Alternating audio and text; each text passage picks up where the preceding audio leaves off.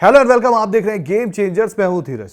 तो आज बात करेंगे आरसीबी के रिटेंशंस की और किसको वो रिलीज कर सकते हैं, क्योंकि आप सभी जानते हैं आईपीएल की जो रिटेंशंस की जो डेट है वो 15 तारीख है। अब कुछ ही दिन बचे हैं। आप ये भी देख रहे हैं कि जो टीमें कमजोर थी, जो पिछले सीजन जिनका अच्छा नहीं गया था, जैसे सीएसके हो चाहे वो राजस्थान हो, वो लगातार अपने समीकरण बनाने पर लगी हुई है। और इतिहास में शायद पहली बार है कि आरसीबी की जो टीम है उसको ऑक्शन, या आप कहते हैं ना, एक ऑक्शन से पहले की चिंता होती है, एक रिटेंशंस की चिंता होती है, रिलीज की चिंता होती है। वो पहली बार ऐसा है कि उनके साथ ऐसी कोई दिक्कत नहीं है। इसलिए सबसे कूल माइंडेड, आराम से, शांति से अगर किसी का रिटेंशन और रिलीज की बात हो सकती है तो वो टीम आरसीबी है। और इसके बाद अगर किसी की चर्चा होगी तो वो पंजाब होगी। पर आज की जो हमारी चर्चा है या आज का जो डिस्कशन है जो मैं आपके सामने रखूंगा वो आरसीबी को लेकर रखूंगा। तो आपको ये वीडियो पूरा अंत तक देखना है। पसंद आए तो लाइक करना है और साथ ही हाइप का ऑप्शन है वो भी आपको जरूर करना है। बट तीन चीजों पे बात करेंगे, रिटेंशन, रिलीज पर यह भी बात करेंगे कि आरसीबी के लिए चिंता क्या है, और सबसे बड़ी चिंता यह भी देखना होगा कि उनके साथ जो रजत पाटीदार का है। तो शुरुआत करते हैं रजत पाटीदार से, क्योंकि आप सभी जानते हैं Rajat Patidar India A versus South Africa A का जो गेम चल रहा था उस दौरान उनको इंजरी हो गई। अब इंजरी जो उनको हो गई, क्योंकि कप्तान है और एक ऐसे कप्तान है जिनको कप्तान बनते ही आप कह सकते हैं पहली बार जिन्होंने कप्तानी की और ट्रॉफी आरसीबी के हाथ में आ गई।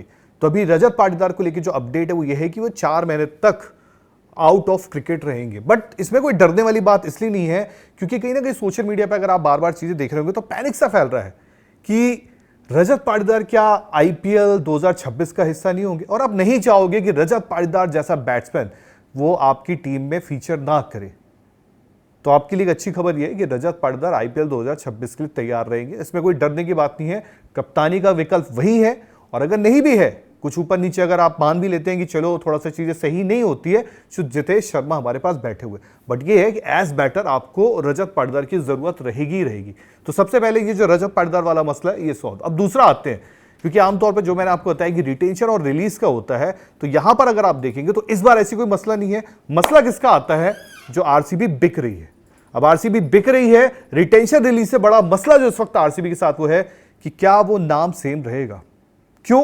क्योंकि नाम को लेकर चर्चा इसलिए है कि रॉयल चैलेंजर्स बैंगलोर, अब ये रॉयल चैलेंजर्स जो है वो एक अलग ग्रुप है। डियाजियो का जो ग्रुप था उन्होंने ये नाम रखा था और उनका ब्रांड है। अब अगर ये बिक रहे हैं तो कोई और नाम, अब ये देखना होगा कि बस एक ही दर्द है इस बार, शायद मुझे क्या, आपको क्या, जितने भी आरसीबी के फैंस हो उनको रिटेंशन रिलीज से ज्यादा चिंता होगी कि भाई नाम बदलेगा या नहीं, क्योंकि इस नाम से मोहब्बत है। अब देखना होगा कि इस नाम का क्या होता है, क्योंकि सबसे बड़ी चिंता फिलहाल यही है। अब आते हैं रिटेंशंस और रिलीज प्लेयर में और साथ ही टारगेट प्लेयर्स में। जरूरी है, क्योंकि आप रिलीज तभी करोगे जब किसी प्लेयर को टारगेट करने के लिए जाओगे और किसी एरिया को टारगेट करने जाओगे। तो एक काम करते हैं, आपके सामने रखते हैं आरसीबी का स्क्वाड और आपको एक एक करके बताते हैं कहां थोड़ा सा कमजोरी नजर आ रही है, किसको रिलीज करना हो सकता है और किसको नहीं। तो आरसीबी का स्क्वाड आपके सामने है। अब ये पूरा वो स्क्वाड है जिसको आप कह सकते हैं जिसने आईपीएल 2025 जीता है। अब इत्मीनान से बैठ के बात करते हैं। रजत पाटीदार कैप्टन, रिटेन भी हुए थे 11 करोड़, इनको लेके कोई चिंता नहीं है। विराट कोहली की फिगर, कोई चिंता नहीं है। फिल सॉल्ट, कोई चिंता नहीं है। जितेश शर्मा 11 करोड़, अब इंडियन टीम में भी फीचर कर रहे हैं, इंडियन टीम में फीचर भी कर रहे हैं, साथ ही साथ वो इंडियन टीम में आप कह सकते हैं फिनिशर की भूमिका भी निभा रहे हैं। और जितेश शर्मा की जो बैटिंग बदली है दिनेश कार्तिक के रहते, यहां भी कोई दिक्कत नहीं है। देवदत्त पडिक्कल, चूंकि पिछले साल जो है आपको याद होगा इंजर्ड हो गए थे, इंजर्ड होके वो लौटेंगे तो ऑब्वियस सी बात है, लेकिन देवदत्त पडिक्कल ने जो 3 नंबर पे आके बैटिंग की थी, क्योंकि उनका स्ट्राइक रेट, आप देखिए दुनिया भर की आईपीएल की टीमें खेल रही थी, लेकिन जो देवदत्त पडिक्कल ने आके आरसीबी के लिए 3 नंबर पे किया वो काबिले तारीफ था।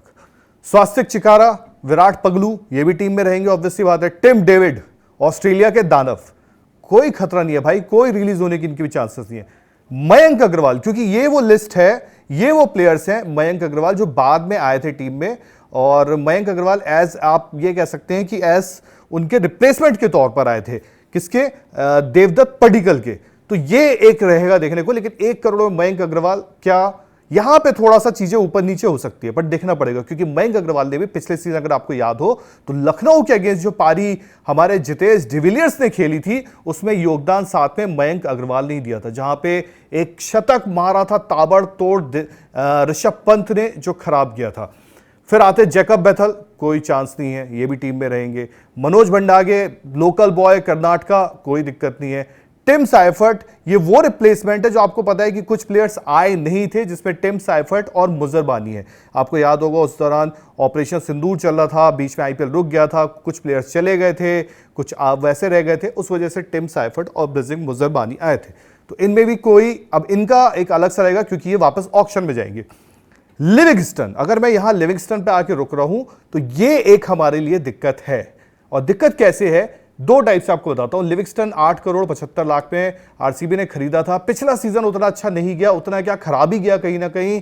फाइनल वाले मैच में आप उनका योगदान देख सकते हैं, बट एक चीज आपको देखना होगा कि क्या लिविंगस्टन को छोड़ के आपको ये एक उस यूटिलिटी का प्लेयर ले सकते हैं। जैसे आपको मार्केट में अगर जाएंगे तो आपको ग्लेन फिलिप्स जैसा विकल्प हो सकता है मिल जाए, अगर वो अवेलेबल होते हैं। फिर आपको देखना पड़ेगा, और मैथ्यू शॉट है, बट क्या लिविंगस्टन को छोड़ना आरसीबी कर सकती है? अगर आप मेरी राय माने तो जो मैंने आईपीएल के बाद भी लिविंगस्टन को देखा है खेलते हुए, भले वो अभी इंग्लैंड की T20 टीम में उनको एंट्री नहीं मिली है, बट मैं उनको छोड़ना प्रेफर नहीं करूंगा। बट यहां पे आपकी राय क्या है, आप कमेंट सेक्शन में बता सकते हैं। कृणाल पांड्या, मैच विनर यार, कौन छोड़ेगा। स्वप्निल सिंह, रोमेरियो शेफर्ड, वो क्या बैटिंग कर रहा है, नीचे से आके तोड़ रहा है, और कोई कैसे भूल सकता रोमेरियो शेफर्ड ने जो खलील को मारा था आखिरी ओवर में। अब आता है यश दयाल का नाम। अगर आप रिलीज की बात करें तो लिविंगस्टन एक नाम वहां पे हो सकता है, तो उनका 8 करोड़ 75 लाख आप रख सकते हैं। ये मैनेजमेंट शायद फैसला ले सकता है, शायद।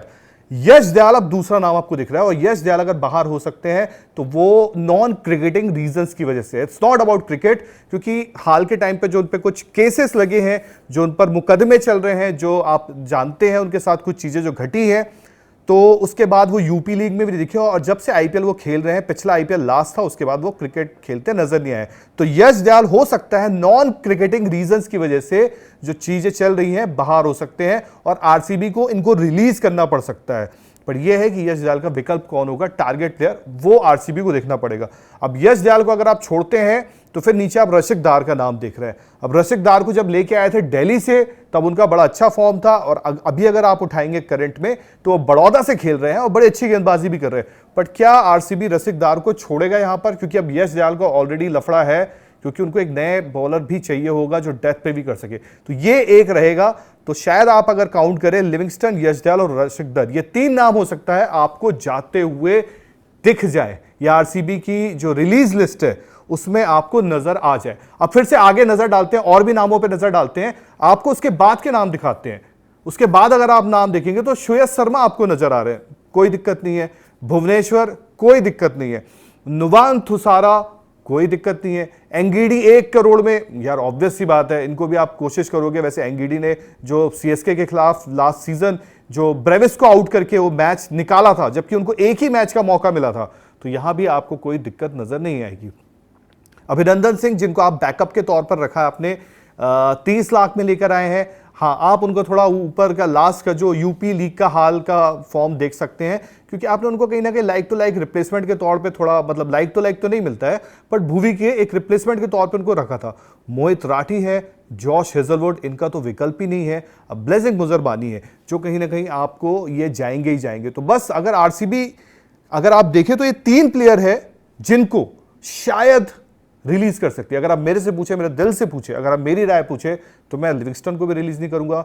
यश दयाल का शायद एक नॉन क्रिकेटिंग रीजन जो वजह बन सकता है, उनको रिलीज करना पड़ेगा। और रसिक दार को अगर आप मुझसे पूछे तो शायद रसिक दार और यश दयाल, चूंकि एक हमारे लिए अब वो दिक्कत वाली चीज हो रही है। वरना आप इस टीम को किसको रिलीज करना चाहेंगे, ये आप कमेंट सेक्शन में बता सकते हैं। बाकी आपको ये वीडियो पसंद आया हो तो लाइक करें, चैनल को हाइप करें, साथ ही सब्सक्राइब भी करें। फिलहाल चलते हैं। जय हिंद, जय भारत।